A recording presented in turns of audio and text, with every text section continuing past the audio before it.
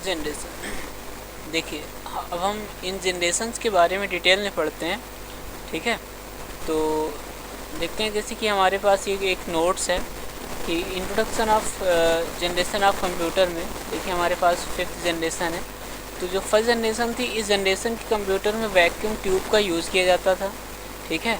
तो ये generation vacuum tube technology का यूज़ करती थी। और सन 1946 में एकर्ट एंड मॉकली ने ENIAC नामक कंप्यूटर को स्टार्ट किया था, जिसका फुल फॉर्म देखिए electrical numerical integrator and calculator होता है, ठीक है। फिर 1904 में जॉन एम्ब्रोज फ्लेमिंग ने वैक्यूम ट्यूब का आविष्कार किया था। जो फर्स्ट जनरेशन में आपको वैक्यूम ट्यूब लगा था, उसका आविष्कार 1904 ईस्वी में जॉन एम्ब्रोज फ्लेमिंग ने किया था। तो इस जनरेशन की कंप्यूटर मॉडल जो थे वो इडसैक, इडवैक, यूनिवैक फर्स्ट, ये सारे आदि थे, ठीक है। तो इडसैक का जो फुल फॉर्म होता है वो इलेक्ट्रॉन या electric delay storage automatic computer होता है, ठीक है। इन कंप्यूटर की जो स्पीड थी वो बहुत ही स्लो थी और मेमोरी स्टोरेज जो है वो बहुत ही कम थी, ठीक है। और ये पंच कार्ड पर आधारित थे, मतलब अगर इन्हें इनपुट्स देना होता था, ठीक है, या आउटपुट लेना होता था, तो पंच कार्ड से इनको इनपुट दिया जाता था और प्रिंट टॉट्स नामक एक डिवाइस थी, ठीक है, उसके द्वारा आप आउटपुट इसका लेते थे। तो इन कंप्यूटर्स में AC का यूज़ किया जाता था। वो इसलिए यूज़ किया जाता था ताकि ये जो कंप्यूटर्स थे वैक्यूम ट्यूब की वजह से बहुत ही ज़्यादा हीटिंग करते थे, ठीक है। तो बहुत ही ज़्यादा हीटिंग करने की वजह से इनमें AC का यूज़ किया जाता था, जिनकी वजह से ये बहुत ही रेयर कंप्यूटर थे और सभी लोगों के पास नहीं थे, ठीक। फिर आते हैं देखिए सेकेंड जनरेशन ऑफ कंप्यूटर में, जो कि 1956 से लेकर के 1964 तक थी। तो इस जनरेशन की कंप्यूटर में वैक्यूम ट्यूब के स्थान पर एक दूसरी टेक्नोलॉजी आई जिसका नाम था ट्रांजिस्टर। तो ट्रांजिस्टर टेक्नोलॉजी का ये यूज़ हुआ और सन 1947 में विलियम शॉकली ने, ठीक है, ट्रांजिस्टर का आविष्कार किया था। आपको ये ज़रूर याद होना चाहिए। जैसे पहले वैक्यूम ट्यूब जो था, वैक्यूम ट्यूब को जॉन एम्ब्रोज फ्लेमिंग ने आविष्कार इसका किया था और दूसरे में 1947 में विलियम शॉकली ने ट्रांजिस्टर की इन्वेंट की थी। और इस जनरेशन के कंप्यूटर की जो स्पीड थी वो फर्स्ट जनरेशन की कंप्यूटर की कंपेयर में थोड़ी अधिक थी और स्टोरेज भी थोड़ा सा अधिक, ठीक है।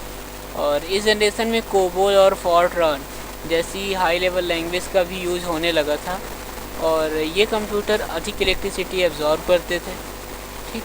फिर आते हैं देखिए थर्ड जनरेशन की तरफ। तो थर्ड जनरेशन में जो टेक्नोलॉजी थी वो IC यूज़ होने लगी थी, जिसका फुल फॉर्म इंटीग्रेटेड सर्किट होता है। तो IC का जो आविष्कार था वो टेक्सास इंस्ट्रूमेंट कंपनी के जैक किल्बी ने किया था, ठीक है, जैक किल्बी ने। तो इस जनरेशन की कंप्यूटर मॉडल निम्नलिखित हैं, जैसे कि ICT या ICL 1900, यूनिवैक 1108, सिस्टम 1360। तो ये सारे जो कंप्यूटर मॉडल थे वो थर्ड जनरेशन के थे। तो इनका जो वज़न था, यानी ये थर्ड जनरेशन के कंप्यूटर का, वो काफ़ी कम था और इनका जो साइज़ था वो भी काफ़ी छोटा हो गया था।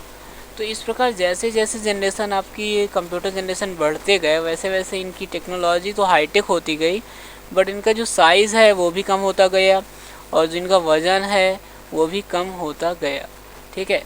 फिर आगे आते हैं देखिए फोर्थ जनरेशन ऑफ कंप्यूटर में, जिसका ड्यूरेशन है 1971 से लेकर के 1985 तक। तो इस जनरेशन के कंप्यूटर में क्या था, एडवांस IC, ठीक है। एडवांस IC मतलब कि एडवांस इंटीग्रेटेड सर्किट, जिसके साथ लार्ज इंटीग्रेटेड सर्किट यानी LIC का यूज़ होता था। और एक IC लगभग कितना 3 लाख ट्रांजिस्टर के बराबर वर्क कर सकती थी, ठीक है। तो एक IC जो है वो एक ट्रांजिस्टर के मुकाबले काफ़ी ज़्यादा पावरफुल होती है और इसमें माइक्रो प्रोसेसर का यूज़ किया गया था। फिर आगे देखते हैं, अल्टेयर 800 फर्स्ट माइक्रो कंप्यूटर था जिसे एक MITS नामक कंपनी ने बनाया था। ठीक है, ये जो हमारा कंप्यूटर 4th जनरेशन का ही कंप्यूटर था। ठीक, इनकी स्पीड जो है वो बहुत ही अधिक है।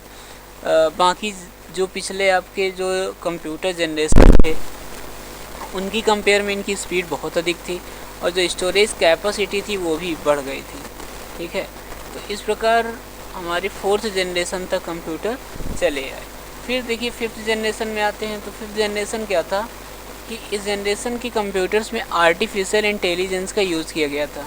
यानी मुख्यतः आप कह सकते हैं कि जो रोबोटिक कंप्यूटर्स हैं उन सारे रोबोटिक कंप्यूटर्स को 5th जनरेशन ऑफ कंप्यूटर कहा जा सकता है। ठीक है, तो इनके साथ एक ULSI यानी अल्ट्रा लार्ज स्केल इंटीग्रेशन नामक सर्किट का भी यूज़ किया गया था। जैसे कि 4th या 3rd जनरेशन में VLSI यूज हुआ था, जिसका फुल फॉर्म होता है वेरी लार्ज स्केल इंटीग्रेशन। तो उस चिप का जो एडवांस लेवल था वो ULSI था। ठीक है, जो कि 5th जनरेशन कंप्यूटर यानी रोबोटिक कंप्यूटर्स के साथ यूज़ होने लगा। तो ये थी हमारी कंप्यूटर जनरेशन, जिसे आप नोट करना चाहें तो ज़रूर कर सकते हैं।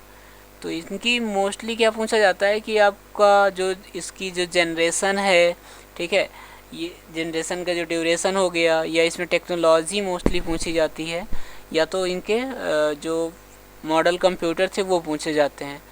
तो जैसे कि देखिए पहले में, ठीक है, वैक्यूम ट्यूब हुआ, फिर दूसरे में ट्रांजिस्टर हो गया, तीसरे में IC हो गई, चौथे में हाई लेवल की IC हो गई, फिर आर्टिफिशियल इंटेलिजेंस हो गया। तो इस प्रकार हम कंप्यूटर जनरेशन को पढ़ सकते हैं। Thank you.